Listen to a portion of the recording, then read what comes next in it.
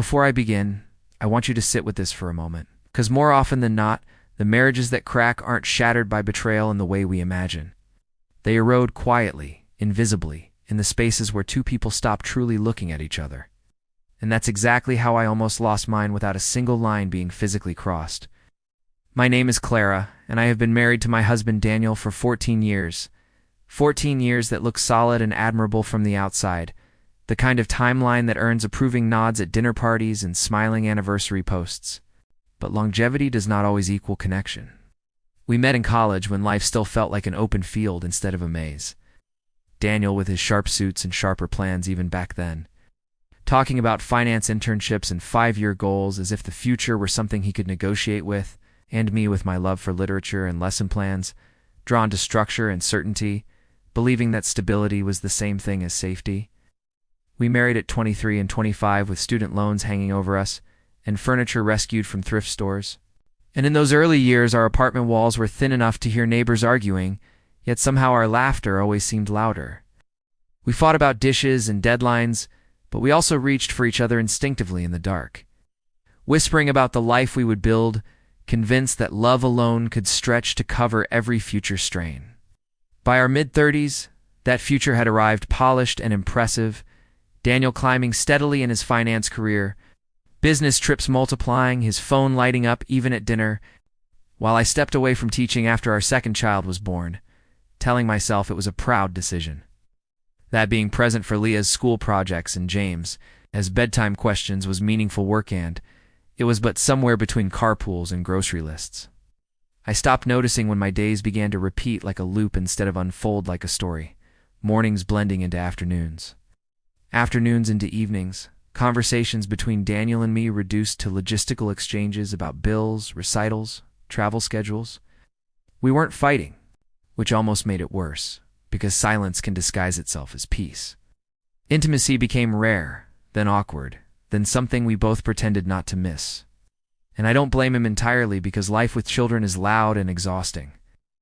Yet slowly I felt myself shrinking into roles: mom, wife, household manager, while the woman who once debated novels and challenged students to think critically seemed to dissolve into the background.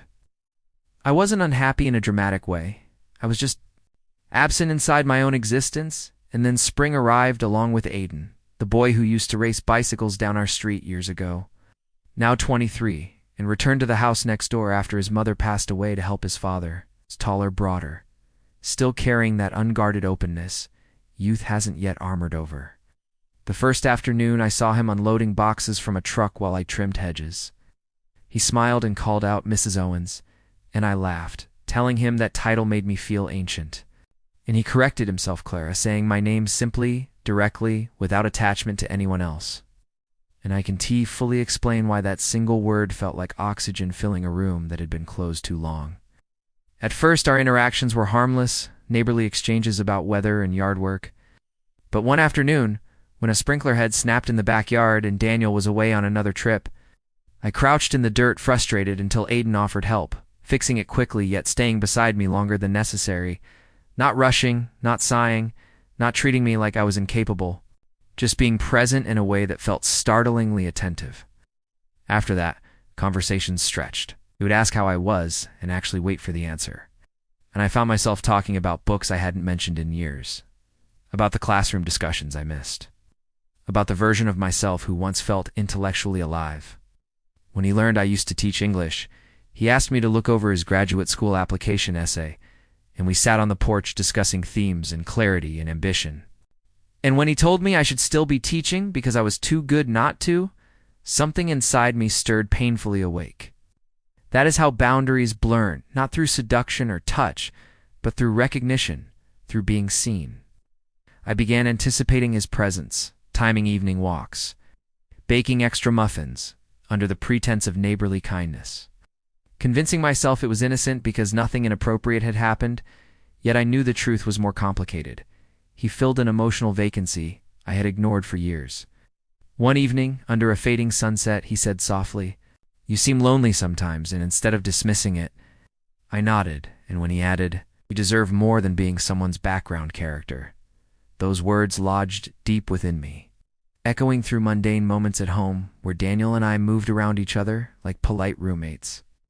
I tried to address the growing distance with my husband, asking if he ever felt like we were merely coexisting, but he responded defensively, insisting he was doing his best, and the conversation dissolved into frustration, leaving me lying awake confronted with the dangerous realization that it felt easier to confide in someone else. That awareness frightened me enough to attempt distance from a Dan shorter chats. Fewer shared moments, but absence only sharpened the connection, turning it into something charged and unspoken. During a walk around the block one crisp afternoon, he said, "I see you," and those two words felt heavier than any confession because they illuminated how unseen I had felt in my own marriage. I went home and cried, not because I loved him, but because I recognized my heart drifting toward affirmation rather than fidelity. And although nothing physical ever transpired, emotionally, I had stepped across lines I once believed immovable. Guilt intertwined with longing as I began journaling again, pouring confusion onto pages, just trying to understand why appreciation from a 23-year-old neighbor could destabilize 14 years of partnership. I realized I wasn't searching for him, I was searching for myself, the part that had vanished beneath routine. One night I saw him outside under a streetlight walking his dog. Our eyes meeting through the window in a silent acknowledgement that whatever came next would require choice. And that was the moment clarity cut through haze. I needed to confront my marriage before I destroyed it quietly. I told Daniel we had to talk not about Aiden because this was bigger than one person, but about us, and I admitted I didn't feel like I was living, only surviving, and something shifted as he finally listened without defensiveness, as if my vulnerability startled him into awareness. We spoke honestly about exhaustion, about how ambition had consumed him, and motherhood had consumed me, about how we both disappeared into responsibilities rather than turning toward each other. It wasn't cinematic or dramatic, just raw acknowledgement that distance had grown unchecked. Afterward, I stepped back from Aiden completely, writing him a brief letter explaining that I needed space to repair what was mine to fix. And he accepted it with a maturity that made the situation both easier and harder. Stepping away wasn't about choosing my husband over him, as much as choosing integrity over escape. I began reclaiming small pieces of identity: morning walks, lone library visits, revisiting old lesson plans, eventually applying for part-time teaching positions, and as I reconnected with myself, the intensity of what I felt next door diminished into gratitude rather than temptation. Aiden had been a mirror, reflecting what was missing, but he was never meant to be the solution.